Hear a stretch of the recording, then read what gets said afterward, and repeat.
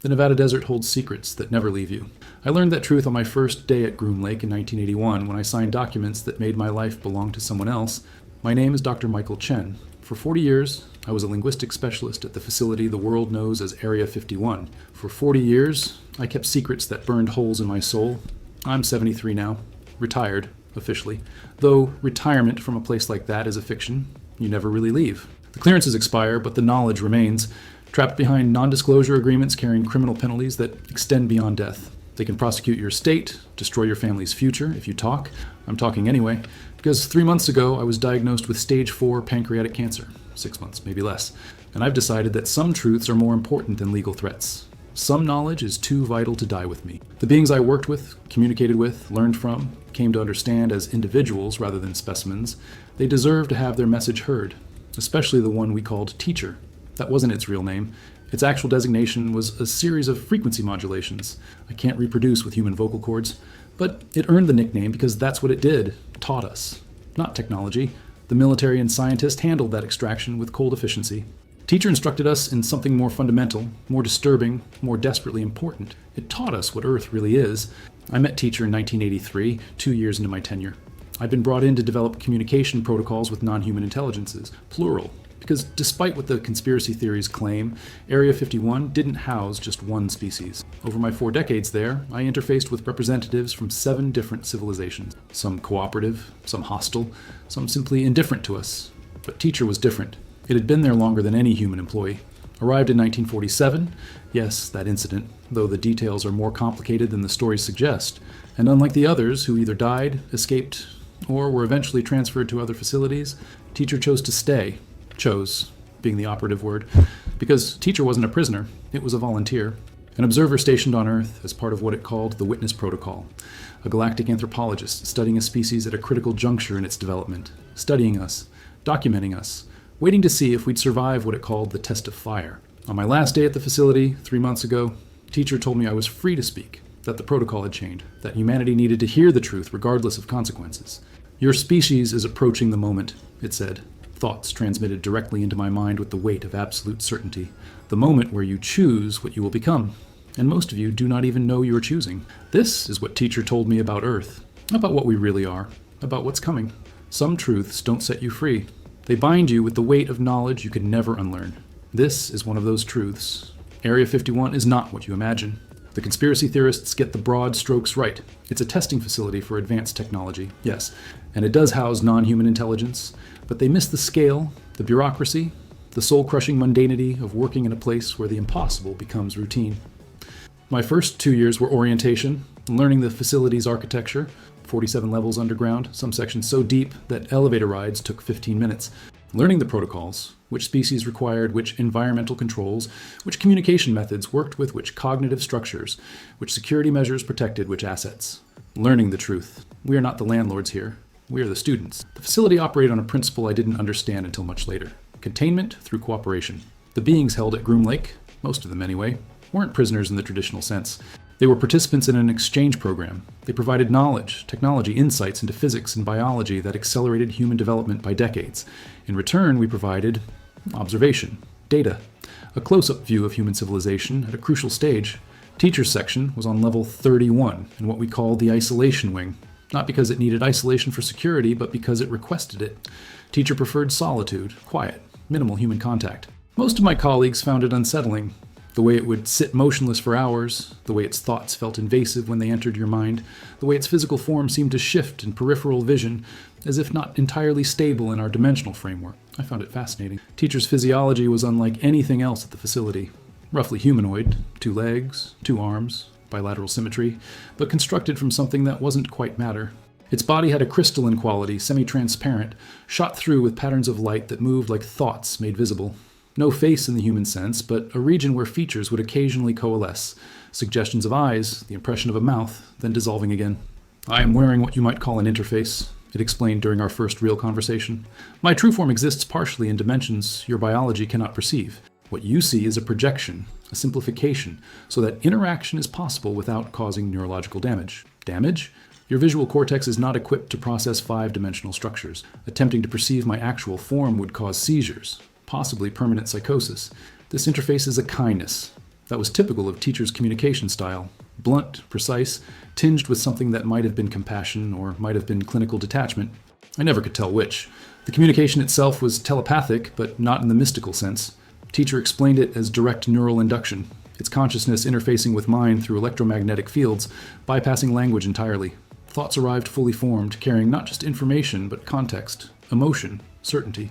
It was like having someone else's knowledge suddenly existing in your head, foreign but immediately comprehensible. Why do they call you teacher? I asked during one early session. Because that is my function. I teach, not technology. Your scientists extract that from the others. I teach understanding. Context, the knowledge your species needs most desperately, but pursues least enthusiastically, which is the knowledge of what you are, where you fit in the cosmic order, what is expected of you, what happens if you fail those expectations. Over the following months, we fell into a routine. I would arrive at level 31, passing through security that scanned not just for weapons, but for compromised consciousness. Apparently, some of the beings could implant suggestions, override human will. Teacher always knew when I was approaching. Would be waiting in a configuration that suggested attentiveness. We would talk, or rather, teacher would transmit, and I would listen, record, try to comprehend information that often seemed designed to shatter comfortable assumption. Your species believes it is discovering the universe, teacher told me one day. That your scientists are uncovering laws of physics through experimentation and observation. This is not accurate. We're not discovering physics. You're being taught physics, selectively, at a pace determined by others. Your breakthrough moments, Einstein's relativity, quantum mechanics, string theory, these are not purely human achievements. They are revelations permitted at specific times by observers who have been guiding your development for millennia. I felt my worldview tilting. You're saying human scientific progress is managed, controlled, guided. There is a difference. You have genuine brilliance among you. Einstein was truly exceptional by any species standards, but he did not work in a vacuum. His insights came when they did because the necessary foundation had been prepared. Because he was, in a sense, ready to receive them. Receive from whom? From the field. What your scientists are beginning to call the quantum information field, though they do not yet understand its true nature. It is not random. It is not passive. It is curated. Information is released into the field when species reach certain thresholds, when they are developed enough to comprehend but not yet advanced enough to misuse catastrophically. And who curates it? Who decides what we're ready for? We do, the witness protocol. The observers stationed on developing worlds. We monitor, assess, and when consensus is reached, we adjust the field, make certain knowledge accessible. Your species perceives this as inspiration, breakthrough, genius. It is more accurate to think of it as graduation. You have passed certain tests. You are permitted certain knowledge. I sat with that for a long time. The implications were staggering. Every human achievement, every breakthrough, possibly influenced or permitted by external intelligence. We weren't discovering the universe. We were being shown it piece by careful piece. Why? I finally asked. Why guide us at all? Why not let us develop naturally? Teacher's response carried a weight I would come to recognize as sorrow. Because natural development for species like yours leads to extinction 94% of the time. We guide you because without guidance, you would destroy yourselves long before achieving your potential. But guidance has its own risks. You become dependent, entitled. You forget that knowledge is not a right, but a responsibility.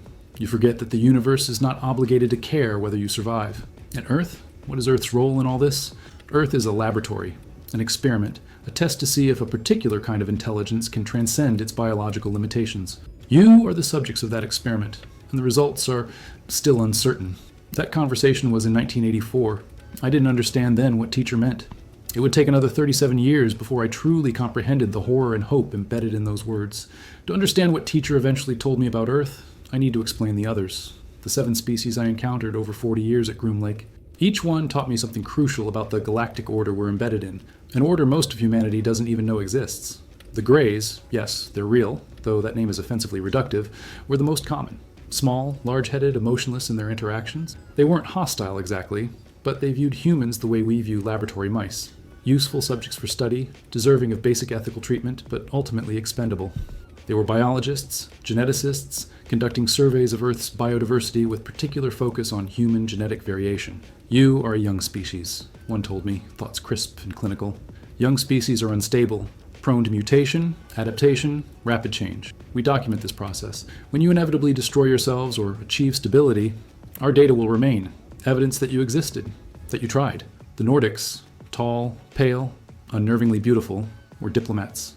They represented what they called the Council of Sustainable Civilizations, a galactic federation of species that had survived their own technological adolescence. They were friendly, patient, but also sad in a way that felt ancient. "We want you to succeed," one told me during a formal exchange in 1989. Every species that joins the Council adds diversity, perspective, gifts we cannot imagine, but the path from adolescence to maturity is treacherous. Most fail, and we cannot intervene. The rules are absolute. Civilizations must save themselves or die trying. We can only watch and hope. The reptilians, another offensive simplification of something far more complex, were traders. Amoral, purely transactional, interested only in what Earth could offer them biologically or chemically. They dealt in organic compounds, genetic sequences, rare minerals. They viewed sentience as an interesting but ultimately irrelevant property of matter. "You worry about our intentions," one hissed at me, its thoughts flavored with something like amusement. "We have no intentions toward you beyond commerce. You exist. We exist. Both contain valuable resources. Trade is logical. Your survival or extinction is economically neutral to us. Do not assign us villainy or virtue. We are simply practical." The insectoids, hive minds from a binary star system, were perhaps the hardest to communicate with. Their consciousness was distributed across thousands of individual bodies, their thoughts a chorus rather than a voice. They studied social structures, collective intelligence, emergence phenomena. Humans fascinated them because we were trapped between individual and collective consciousness. Too complex for pure hive mind, too social for pure individualism. "You are stuck," they chorused. Aware of yourselves as separate beings, but requiring collective action to survive. This creates permanent tension, permanent conflict between individual wants and collective needs. Most species resolve this tension in one direction or the other. You have not. This makes you unstable, but also potentially revolutionary. The silicates, beings whose biology was based on silicon rather than carbon, were engineers. They didn't communicate in thoughts or words, but in pure information, equations, schematics, architectural diagrams.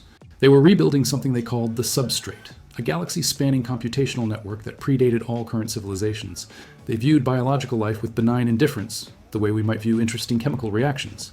The dimensionals, beings that existed partly in our reality and partly in others, were philosophers. They studied consciousness itself, the strange phenomenon by which matter becomes aware of itself. They asked questions that broke human cognitive frameworks. What is the purpose of awareness? Why does the universe generate observers? What happens to consciousness when its physical substrate is destroyed? And then there was Teacher, the seventh species, the one that had been at Groom Lake longer than any other. The one that had stayed voluntarily, refusing evacuation, refusing exchange, refusing to leave until its mission was complete. "What is your species called?" I asked it once, years into our relationship. "We do not have names in the way you understand them. We are identified by function, by role, by the task we have accepted. But the closest translation in your language would be the witnesses. We observe, we document, we testify. When civilizations rise, we watch. When they fall, we remember. We are the galaxy's archivists, historians, the keepers of stories that would otherwise be lost. Why come to Earth? Why witness us specifically? Because Earth is special. Not in the way your religions claim. You are not chosen, not beloved by cosmic intelligence, but you are unusual. A laboratory designed for a very specific experiment. An experiment that, if successful, could change the fundamental relationship between matter and consciousness in this galaxy. What experiment? The test of whether intelligence can be weaponized successfully. The words hung in my mind like ice. Weaponized? What does that mean? Teacher's next transmission came with images, information, a download of knowledge that took my breath away. Most civilizations develop through slow accumulation. Millions of years of gradual advancement. They become wise before they become powerful.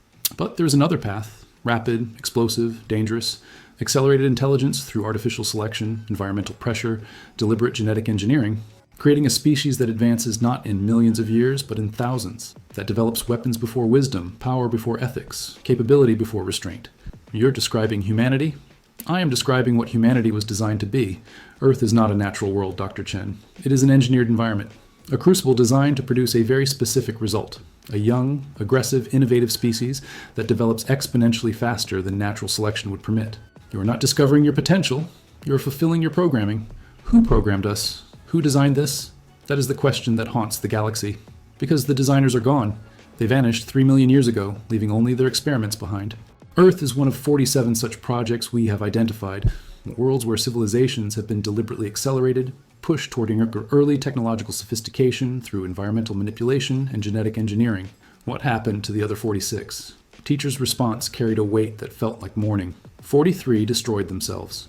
2 were destroyed by the galactic community as existential threats. 1 achieved transcendence and now refuses all contact. Earth is the last active experiment. The last chance to understand what the designers intended. The last opportunity to see if weaponized intelligence can be controlled, or if it inevitably consumes itself. I sat in stunned silence as the implications crashed over me. Everything, human history, our violence, our brilliance, our reckless innovation, not accidents of evolution, but deliberate design. We were created to be dangerous. The question was whether we could become anything else. The revelation about Earth's designed nature came in 1995, 13 years into my tenure. But teacher didn't give me the full horror of it all at once. The being understood human psychology well enough to know that too much truth too quickly would shatter comprehension, induce denial, make the information useless. So it taught me in layers, each revelation building on the previous, each one more disturbing than the last. Your planet's history is not what you believe, teacher said during one session. Your archaeologists see evidence of periodic cataclysms, mass extinctions, climate upheavals, geological violence. They attribute this to natural causes, asteroid impacts, volcanic activity, tectonic shifts. Some of these explanations are accurate, but not all. What are you saying? I'm saying that some of Earth's cataclysms were interventions, deliberate resets. When previous iterations of the experiment failed, the designers would trigger extinction events, eliminate the failed specimens, reset the environment, try again with new parameters. I felt sick. How many times? How many resets? We have identified evidence of 17 major intervention events over the past 400 million years. Some eliminated nearly all complex life. Others were more targeted, removing dominant species that had developed in undesirable directions while preserving baseline ecosystems. The dinosaurs were one reset, yes. They had developed stable, sustainable civilizations. Civilizations. Your paleontologists simply cannot recognize non-technological intelligence. They were peaceful, ecologically integrated, spiritually sophisticated, but they were not what the designers wanted. Not aggressive enough, not innovative enough, not dangerous enough. So they were eliminated. Mammals, particularly primates, offered more promising characteristics for weaponization. The casual genocide embedded in those words made me want to vomit. And humanity, we're the current iteration. You are iteration 17, the 17th attempt to create a species that combines high intelligence with aggressive expansion, rapid technological development, and the capacity for controlled violence. Previous iterations either failed to develop sufficient technology or succeeded too well and destroyed themselves before achieving spaceflight. What made us different? Why are we still here? Luck? Chance? And one critical modification to your genetic programming that the designers implemented approximately 300,000 years ago in what you call the cognitive revolution. They gave you language. Complex, recursive, abstract language. This allowed knowledge to accumulate across generations in ways previous iterations could not achieve. You could build on the past rather than starting fresh each generation. This accelerated your development dramatically. I thought about human history, the explosive pace of our advancement. Agriculture 10,000 years ago, writing 5,000 years ago, Industrial Revolution 200 years ago, nuclear weapons 80 years ago, internet 30 years ago. The curve was exponential, accelerating, almost vertical now. And the designers? Where are they? Gone. 3 million years ago, they simply vanished. No evidence of destruction, no signs of transcendence, no explanation. They left behind 47 active experiments in various stages of development and disappeared completely from the galaxy. We have searched for them extensively, found nothing. It is one of the great mysteries of galactic history. Maybe they succeeded. Maybe they achieved whatever they were trying to achieve and moved on. Perhaps. Or perhaps they became victims of their own experiments. Perhaps one of their weaponized civilizations grew powerful enough to destroy its creators. We do not know. What we do know is that their experiments continue, and we are ethically obligated to monitor them, to witness them, to record what happens when you engineer intelligence for violence. Why not stop the experiments, shut them down, free the species from their programming? Teacher's response was immediate. Because we do not know if it is possible. Your nature is encoded at every level, genetic, neurological, cultural. Removing the aggressive programming might destroy what makes you intelligent. And more importantly, we do not have the right. You exist. You are conscious. You experience suffering and joy. To eliminate you for being what you were made to be would itself be monstrous. So we watch. We document. We hope that perhaps you can transcend your programming, become more than what you were designed to be. I struggled to process this. Humanity is a weapon system that had outlived its creators, dangerous by design, programmed for aggression, and yet we were also capable of love, art, compassion, sacrifice, all the things that made us human. Can we transcend it, the programming? That is the central question, the one we are here to answer. In 3 million years of observation across 47 experimental worlds, only one has achieved transcendence. 1 out of 47. Those odds are not encouraging. What did they do? The one that succeeded? They chose, collectively and completely, to reject violence. Every member of their species within a single generation made the decision to value cooperation over competition, sustainability over growth, harmony over conquest. They did not eliminate their capacity for violence. That was genetically hardwired. But they chose never to employ it. They chose to be other than what they were designed to be. And in that choice, they transformed. 1 out of 47? Yes. The others either destroyed themselves through warfare, nuclear or biological or nanotechnological, or they destroyed their biospheres through unsustainable exploitation. Or they stagnated, trapped in cycles of violence that prevented any meaningful development. Or they attracted intervention. Intervention? The galactic community has a protocol. If a weaponized civilization develops sufficient technology while remaining violent, aggressive, expansionist, if they appear likely to explode into the galaxy still carrying their programming, they are eliminated preemptively. It has happened twice. Both times the decision was agonizing, debated for decades, but ultimately necessary. Better to end one dangerous species than risk them destroying dozens of peaceful civilizations. The implication was clear. You're saying if we don't transcend our programming, we'll be eliminated? I am saying that decision is currently being debated, right now, as we speak. There are factions within the galactic community arguing that humanity has already become too dangerous, that your nuclear weapons, your artificial intelligence, your genetic engineering, all signs that you're approaching the threshold where you could become an existential threat to others. They argue for immediate intervention before you achieve practical spaceflight. And the others? What do they argue? That you deserve a chance, that you show signs of awareness, art that critiques violence, movements for peace, individuals who choose compassion over cruelty, that you might be the second success, that the experiment should be allowed to continue. I felt the weight of it, the entire species on trial, most of us not even knowing we were being judged. What do you think? What will you testify? Teacher was silent for a long moment, then, I do not yet know. That is why I remain, why I watch, why I speak with you, because the testimony of the witnesses carries significant weight. My report could determine your species' fate, and I'm still trying to understand, are you capable of transcendence? Or are you merely a weapon waiting to go off? For the next 26 years, that question haunted every interaction I had with teacher. The being watched human history unfold with an intensity that felt almost desperate, as if it was searching for evidence, any evidence that we could be more than our programming. And human history, in those years, did not offer much encouragement. I brought teacher news, footage, documentation of everything happening in the outside world. The fall of the Soviet Union, which teacher interpreted not as triumph, but as missed opportunity. They had a chance to choose disarmament, to step back from the nuclear precipice together. Instead, one empire collapsed while the other claimed victory. The weapons remained, the mentality remained. Nothing fundamental changed. The Gulf War, Rwanda, Bosnia. Violence in service of perceived righteousness, teacher observed. The pattern holds. You can always justify killing when you believe your cause is noble. This is the genius of your programming, the capacity to commit atrocities while maintaining moral certainty.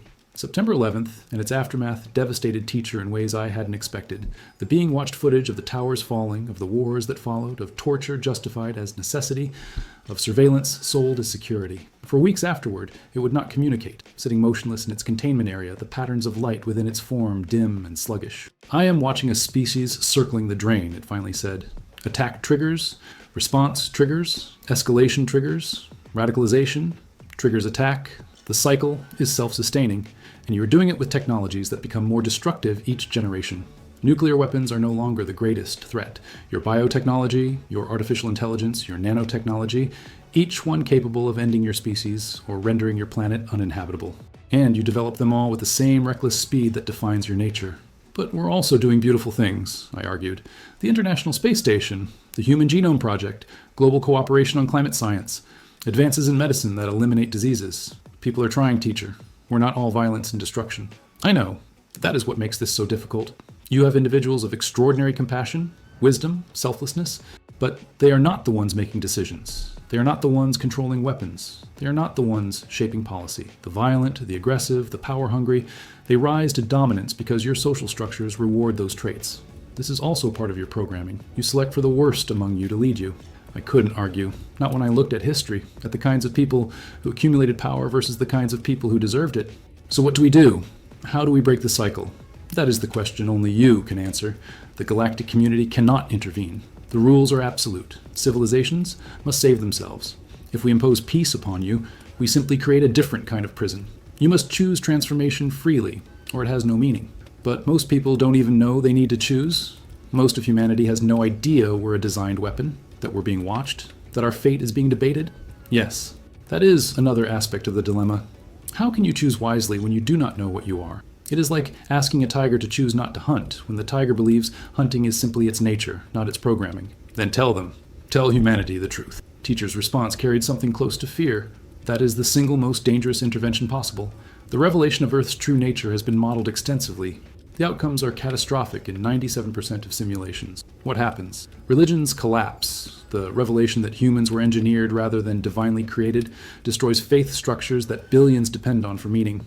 Philosophical frameworks crumble. The idea that human nature is designed rather than inherent raises questions about free will, moral responsibility, the validity of ethics. Social cohesion fails. Some groups would embrace their violent programming as justification for atrocity. Others would fall into nihilistic despair. Within a decade of revelation, your civilization would fragment into chaos. Wars not over resources or territory, but over the meaning of existence itself. I thought about that, about how people would react to learning they were weapons, that everything about human nature was engineered by vanished aliens for unknown purposes. Teacher was right. Most people couldn't handle that knowledge. It would break them. But some could handle it. Scientists, philosophers, people who already question everything. Yes, which is why I am telling you. Why your government has kept this facility secret for 80 years. Why only a few hundred humans have ever learned these truths. You are being prepared, conditioned, tested to see if you can bear the knowledge without breaking. And if enough of you can bear it, if enough of you can understand what you are and choose to be something else, then perhaps there is hope. How many? How many people need to understand for it to matter? We do not know. The one successful civilization, the one that transcended, they achieved it when approximately 30% of their population consciously understood their programmed nature and actively chose to transcend it. 30% was the tipping point. Before that threshold, the violent programming dominated. After it, the choice toward peace became self-reinforcing. 30%, that's billions of people. How do we reach that many without revealing the truth publicly? You do not directly. But you can plant seeds, ideas, frameworks, art and philosophy and science that point toward the truth without stating it explicitly. Make people question their assumptions about human nature. Make them wonder if violence is truly inevitable or simply a choice they keep making. Make them imagine alternatives. Over the years that followed, I watched that strategy play out. Scientists I briefed would publish papers on evolutionary psychology that questioned assumptions about innate aggression. Philosophers I spoke with would develop ethical frameworks emphasizing choice over nature. Artists would create works exploring themes of programmed behavior and transcendence. Slowly, quietly, carefully, the truth was seeping into human consciousness. Not the full truth, that would be catastrophic, but enough truth to make people think, to make them question, to make them choose more consciously. But was it enough? Was it happening fast enough? Teacher grew more anxious as the years passed, as human technology advanced, as our capacity for destruction grew exponentially. You are approaching the threshold, it told me in 2015. Within a generation, perhaps less, you will have technologies capable of ending all life on Earth or spreading beyond your solar system. The galactic community cannot wait much longer. They will be forced to act, either welcoming you or eliminating you. And I still do not know which outcome to advocate for. Well, what would convince you? What evidence do you need to recommend we be spared?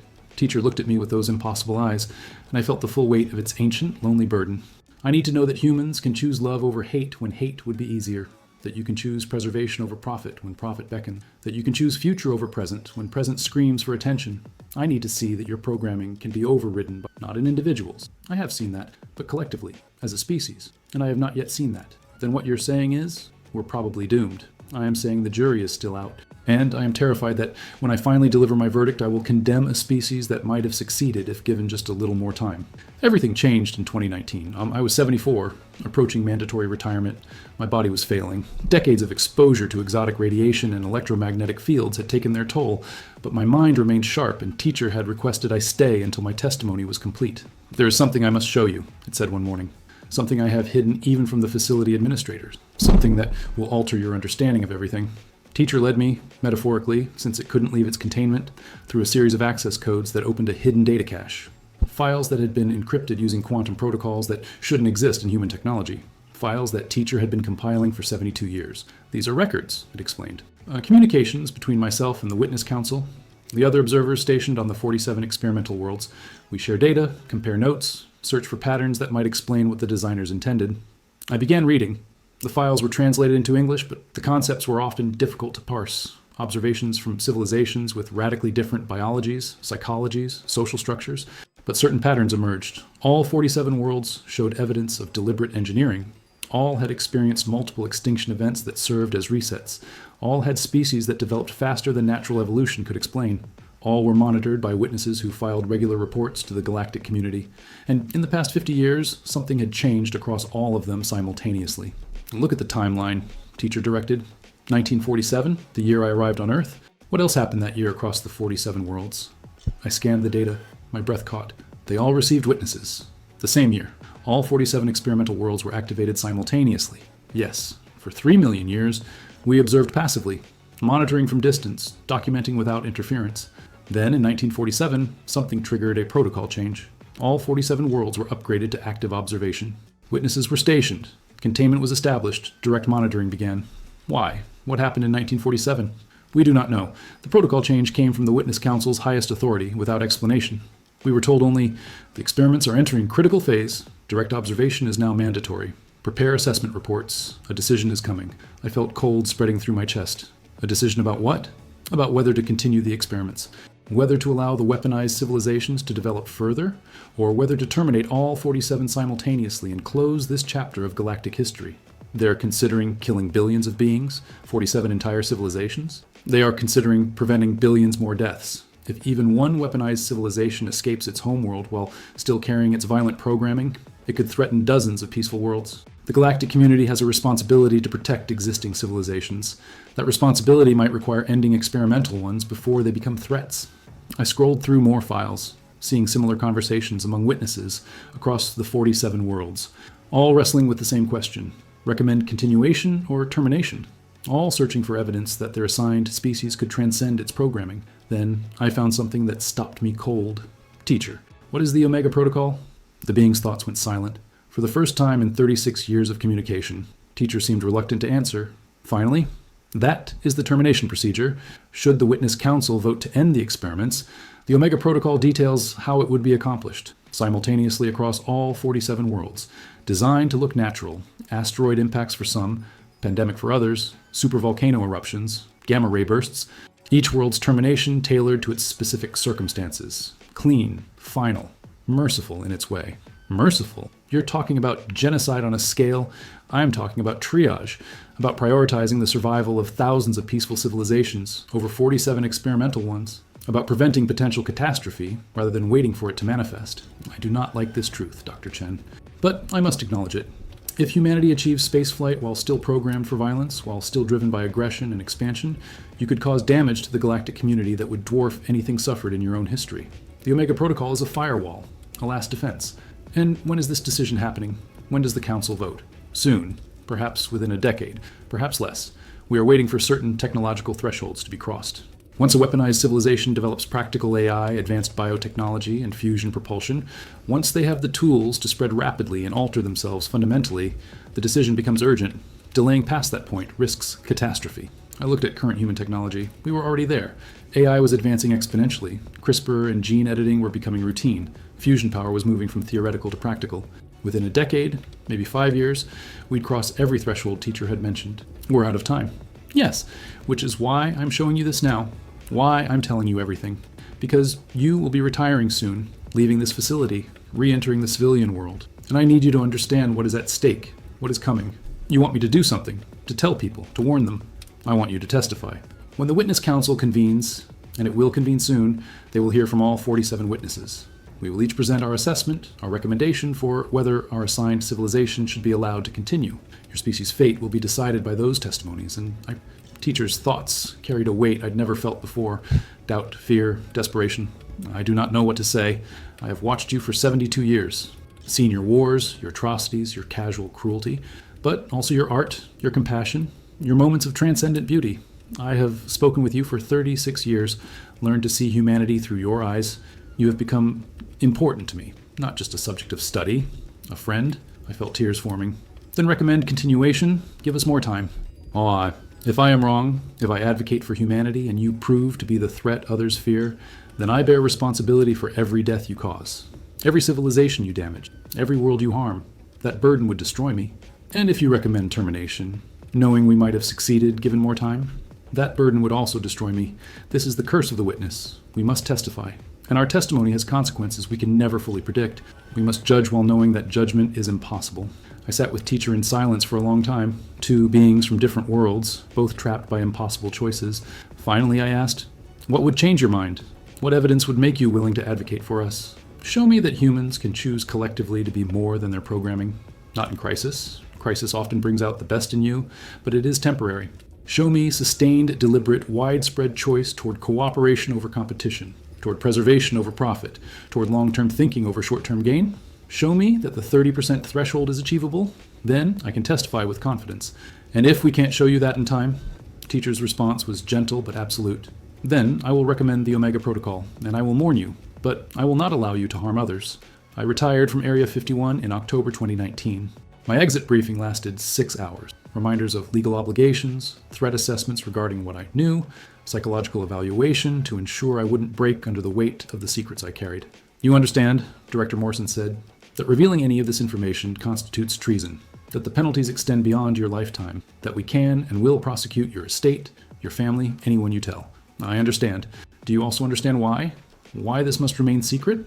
I thought about teachers' warnings, about the 97% catastrophic outcomes in disclosure simulations. I understand. Good. Live quietly, Dr. Chen. Write your memoirs if you must, but keep them in a drawer. Die peacefully, knowing you served something larger than yourself. That's the best any of us can hope for. But I couldn't live quietly, not knowing what I knew. Not while humanity sleepwalked toward a verdict we didn't even know was coming. I began, carefully, cautiously, conversations with former colleagues who'd also left the facility, testing what could be said, what could be implied, what truths could be hinted at without triggering intervention. Most of them had compartmentalized their experiences, filed them away in mental boxes labeled past, and moved on. They didn't want to think about the beings they'd studied, the truths they'd learned, the implications of it all. But a few, a very few, shared my urgency. Dr. Sarah Vance, xenobiologist, who'd worked with the Greys, Colonel Marcus Webb, security chief, who'd coordinated containment protocols, Dr. Yuki Tanaka, physicist, who'd analyzed the recovered technologies. We began meeting monthly, talking carefully, never writing anything down, building a network of people who knew the truth and felt the weight of it. We can't tell people outright, Vance argued. Teacher was right. Direct revelation would be catastrophic, but we can educate, plant ideas, create conceptual frameworks that prepare people for the truth without stating it explicitly. Through what channels? Webb asked. Academic papers? No one reads those. News media? They'll dismiss us as conspiracy theorists. Social media? Algorithms will suppress anything that sounds too radical. Fiction, Tanaka suggested. Stories, entertainment. People engage with ideas through narrative in ways they don't through direct argument. Science fiction has been preparing humanity for alien contact for decades. Maybe we can use that. It was a sound strategy. Over the next 2 years, our small network began influencing cultural production. A producer I knew from graduate school greenlit a series about first contact. A novelist friend incorporated themes of programmed behavior and conscious transcendence into her work. A documentary filmmaker created a piece about humanity's capacity for violence and cooperation. Small drops in an ocean, but maybe enough to start ripples. Then 2020 hit, the pandemic. I watched it unfold with horror, seeing in it a microcosm of everything Teacher had warned about. The virus itself was natural. No conspiracy, no bioweapon, just evolution doing what evolution does. But humanity's response revealed our nature with brutal clarity. Some people responded with compassion. Masks to protect others, sacrifices for the vulnerable, communities supporting each other, but others responded with selfishness, hoarding, denialism, violent resistance to basic public health measures. Governments chose economics over lives. Misinformation spread faster than truth. The divisions deepened. I called Teacher. Yes, we could still communicate through channels I won't describe. Its response was devastating. I'm watching 47 worlds right now. 31 of them are experiencing similar pandemic crises. 27 are handling it better than you. They prioritize collective good over individual freedom. They trust expertise over conspiracy. They accept short-term sacrifice for long-term survival. Your species is failing a test that others pass routinely. This is evidence, Dr. Chen. Evidence that your programming dominates your capacity for conscious choice. But some of us are making the right choices. Healthcare workers risking their lives, scientists developing vaccines at unprecedented speed, communities protecting each other. Yes, and that is the only thing preventing me from recommending immediate termination. But the question is not whether some humans are good. The question is whether enough humans can overcome their programming to achieve the 30% threshold, and I do not see evidence of that. I see a species fragmenting under stress rather than unifying. I see tribalism overriding reason. I see exactly what a weaponized civilization looks like when it encounters a threat it cannot shoot. I had no counter-argument. Teacher was right. The pandemic revealed us at our worst, and our worst was damning. In 2021, I was diagnosed with cancer. Stage 4, inoperable. 6 months, maybe a year with treatment. I declined the treatment. I had something more important to do with whatever time remained. I began writing this. Everything teacher told me, everything I learned in 40 years at Area 51, not as testimony for a court, those would ignore or suppress it, but as testimony for history, for whatever humans might exist after the witness council makes its decision. You are choosing to break your security oaths, teacher observed when I told it what I was doing. You are choosing to reveal classified information despite the consequences. Why? Because if we're going to be judged, we deserve to know we're being judged. We deserve a chance to consciously choose how we respond. Maybe the disclosure will cause chaos, probably will, but at least we'll know what we're facing. At least we'll have the choice to try to transcend. This could accelerate the council's timeline, make them act before you're ready. Then we were never going to be ready. Better to face judgment with full awareness than to die in ignorance. The teacher was silent for a long time. Then, you're demonstrating the very thing I have been searching for. Conscious choice to risk everything for a principle. Willingness to sacrifice personal safety for a collective good. This is evidence of transcendence capability. This is what I needed to see.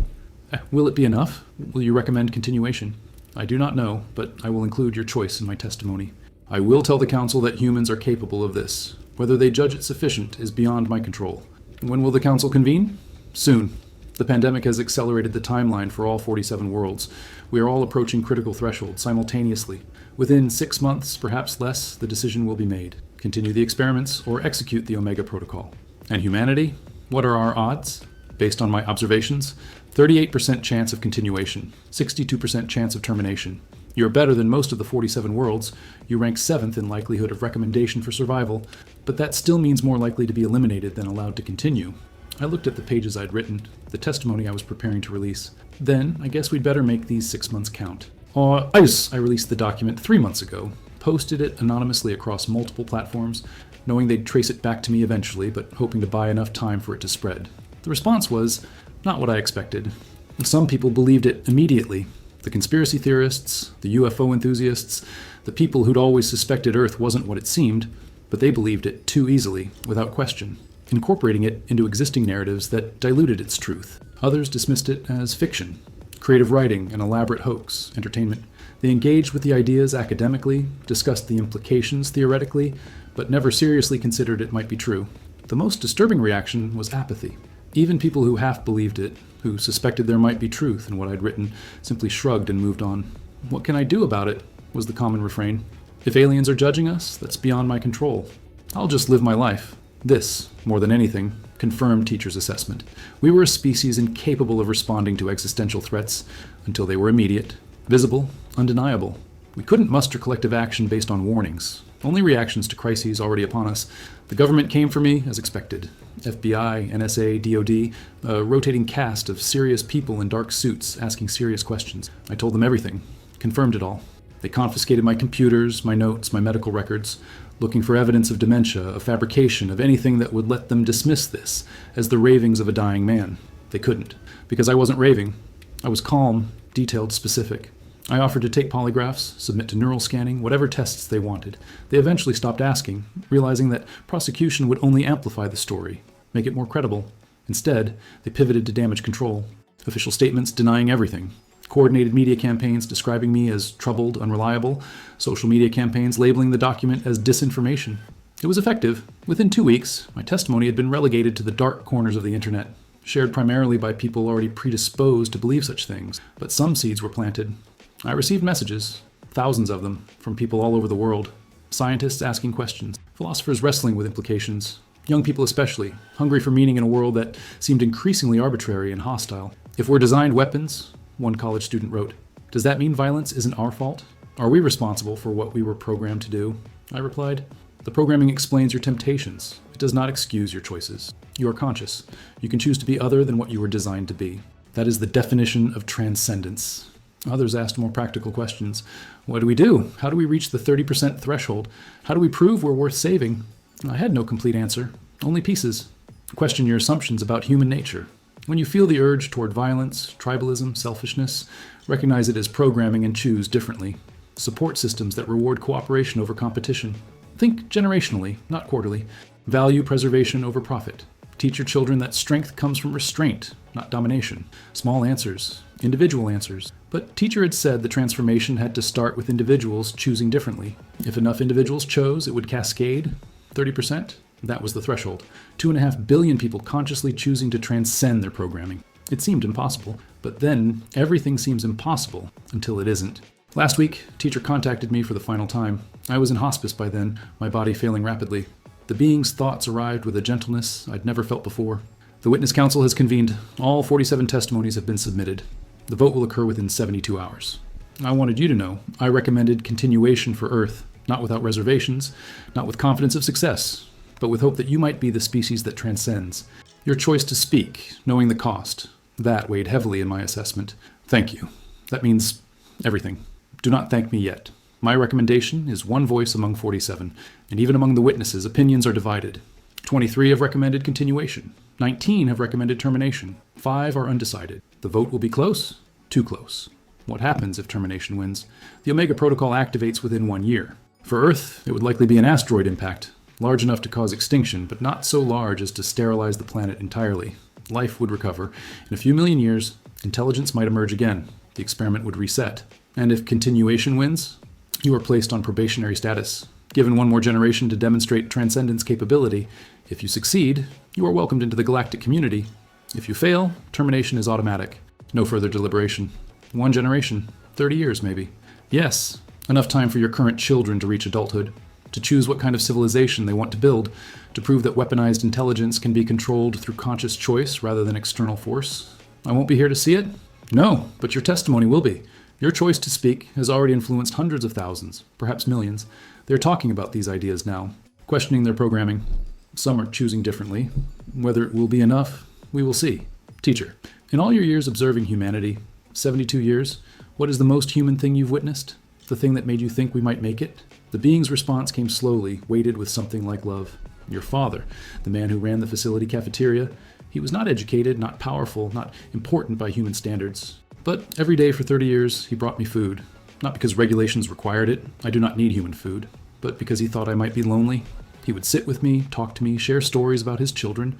He asked nothing in return, expected nothing. He simply saw a being far from home and offered companionship. That is the most human thing I have witnessed. And it is why I have hope. The transmission ended. I lay in the hospice bed, tears running into my pillow, understanding finally what teacher had been trying to tell me all along. We are programmed for violence, but we are also capable of kindness. The question is, which we choose to define us. I'm writing this final section from my hospice bed. The cancer has spread to my brain now. I have days, maybe hours. The morphine makes thinking difficult, but I need to finish this. Need to say what matters most while I still can. The Witness Council voted yesterday. Teacher sent me the result. 24 votes for continuation, 23 for termination, 47 total. Humanity survives. Barely, by a single vote. We have 1 generation to prove ourselves, 30 years, to reach the 30% threshold, to demonstrate that enough of us can consciously choose to transcend our programming, to show the galaxy that weaponized intelligence can evolve into something better. 30 years. The children being born today will be adults when that deadline arrives. Their choices will determine whether humanity continues or whether the Omega Protocol activates. Whether we join the galactic community or become a cautionary tale, another failed experiment, another warning to other worlds about the dangers of engineering intelligence for violence. Teacher's final message to me was brief. I will remain on Earth for the probationary period. Watching, documenting, hoping. Your species surprised me once by choosing revelation over safety. Perhaps you will surprise me again by choosing transformation over extinction. I will testify to whatever I observe. I think about what that means. Teacher, who has already spent 73 years on Earth, more than a human lifetime, committing to 30 more, accepting another 3 decades of isolation, observation, bearing witness to our struggle. It didn't have to do that. Could have left, returned home, ended its lonely mission, but it chose to stay, to hope, to believe we might make it. If a being from across the galaxy can maintain that faith in us, maybe we can maintain faith in ourselves. I think about my 40 years at Area 51, the things I saw, the beings I met, the truths I learned. I think about the 7 species, each one teaching me something about the universe we're embedded in. A universe far stranger, far more populated, far more dangerous than most humans imagine. I think about the 6 civilizations on Earth before us. The stone singers and mountain architects and Atlanteans and all the others, iterations of humanity that rose and fell, leaving only whispers in the archaeological record. We are their descendants, their latest iteration carrying fragments of their DNA and perhaps their accumulated wisdom. We are 7th humanity, the last chance. If we fail, Earth might never produce sustainable intelligence. The experiment that has run for 400 million years might finally be declared a failure. That responsibility is crushing. But it's also clarifying. We know what we are now, know what we're designed for, know that our violent, aggressive, innovative nature is programming, not destiny. And knowing that gives us power, the power to choose differently, the power to transcend. I've spent the last 3 months watching how people respond to my testimony. Most dismiss it. Some believe but feel powerless. But a few, a precious few, are choosing differently because of it, starting cooperatives instead of corporations, teaching conflict resolution instead of competition, building sustainable communities instead of pursuing endless growth, choosing less, so others can have enough. It's not 30%, not yet, not even close, but it's starting. The conversation is beginning. The seeds are planted, and seeds, given time and care, can grow into forests. My final message to whoever reads this, to whoever carries this knowledge forward: you are not what you were designed to be. You are what you choose to become. Yes, you carry programming for violence, aggression, tribalism. Yes, your instincts push you toward competition, domination, short-term thinking. Yes, your biology rewards selfishness, and your culture often celebrates it. But you also carry capacity for love, for cooperation, for sacrifice. You can reason, imagine, plan beyond your own lifetime. You can feel empathy for beings you'll never meet, care about consequences you'll never experience, work toward futures you'll never see. That capacity to choose the difficult good over the easy bad, that is what separates you from your programming. That is what transcendence means. Teacher told me that the one civilization that succeeded, that achieved the 30% threshold, did so through a simple practice. Every individual, every day, made at least one choice against their programming. One moment where they chose cooperation over competition, sustainability over consumption, long-term over short-term, others over self. One choice per person per day, multiplied by billions of people over decades. That's how transformation happens. Not through revolution or legislation or technological breakthrough. Through billions of small choices accumulated over time, building toward a critical mass where the new way becomes easier than the old way. You don't have to be perfect. You don't have to overcome all your programming. You just have to choose, consciously and consistently, to be slightly better than your instincts, to be slightly more than your design, and to teach that choice to your children, so they can teach it to theirs, so that in 30 years, when the Witness Council evaluates humanity again, they will find a species that has demonstrated sustained, widespread conscious transcendence. A species worth saving, worth welcoming, worth celebrating as proof that weaponized intelligence can choose to be something else. I won't be here to see it, but I believe it's possible. After 40 years of evidence suggesting humanity is doomed, after 73 years of teacher documenting our failures, despite odds that favor our extinction, I believe, because I've seen what humans can be when they choose to be their best selves. I've seen teachers' cafeteria workers showing kindness to an alien for 30 years. I've seen scientists sacrificing careers to reveal truth. I've seen billions of small acts of compassion, courage, wisdom scattered across history like stars in the night sky. Those lights are always there. We just have to choose to navigate by them instead of by our programming. We have 30 years, one generation. It starts now. It starts with you. The galaxy is watching. Make them proud.